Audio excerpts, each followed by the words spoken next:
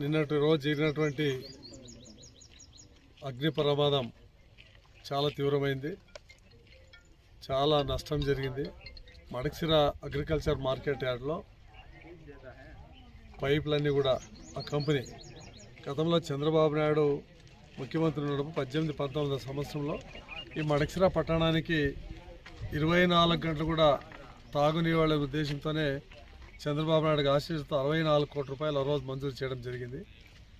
ఆ రోజు మంజూరు చేసిన తర్వాత కొద్ది వరకు ఓవర్ హెడ్ ట్యాంకులు అయితేనేమి, మరి ఫిల్టర్ బెడ్లు అయితేనేమి కొద్ది వరకు పనులు జరిగినాయి. మరి మిగతా పనులు గతం తర్వాత వచ్చినటువంటి ప్రభుత్వం, వైసీపీ ప్రభుత్వం ఏమి పట్టించుకోలేదు. కానీ కమిషన్ల కోసం కక్కుర్తిపడి గిమ్మిక్కులు చేసి పైపులతో అంత త్వరగా అవసరం లేకపోయినా పైపులని తీసుకొచ్చి స్టోరేజ్ చేయడం జరిగింది. కేవలం కమిషన్ల కోసమే వైఎస్ఆర్ గవర్నమెంట్ అవసరం జరిగింది.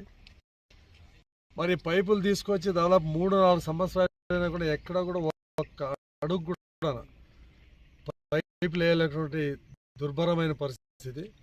మరి నిన్న జరిగినటువంటి ఫైర్ యాక్సిడెంట్ అగ్ని ప్రమాదంలో దాదాపు 2,40,00,000 రూపాయలు విలువ కలిగేటువంటి పైపులు, మరి అగ్రికల్చర్ మార్కెట్కి సంబంధించినటువంటి పెద్ద షెడ్, 30-30 లక్షల రూపాయల షెడ్ మరి పూర్తిగా దహనమై,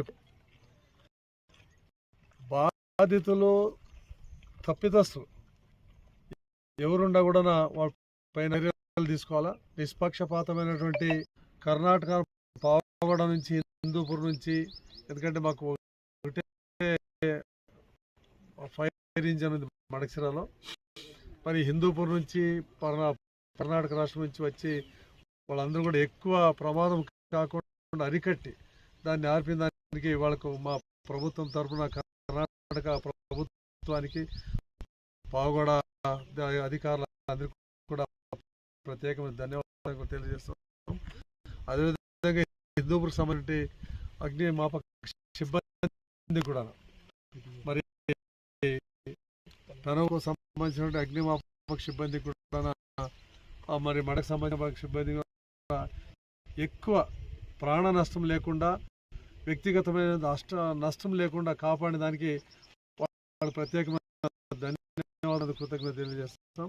మరి మైనార్టీ కాలనీ పక్కన ఉందన్నమాట, వాళ్ళ అదృష్టం ఇది వెంటనే వచ్చి ఆర్పడంతో వాళ్ళ చాలా ఇండ్లు, మానవ ప్రాణాలు కూడా నష్టమైపోయినది. భారీ జరిగేటువంటి మానవ ప్రాణాలను అరికట్టి కాపాడినటువంటి అధికారులందరికీ ప్రత్యేక ధన్యవాదాలు.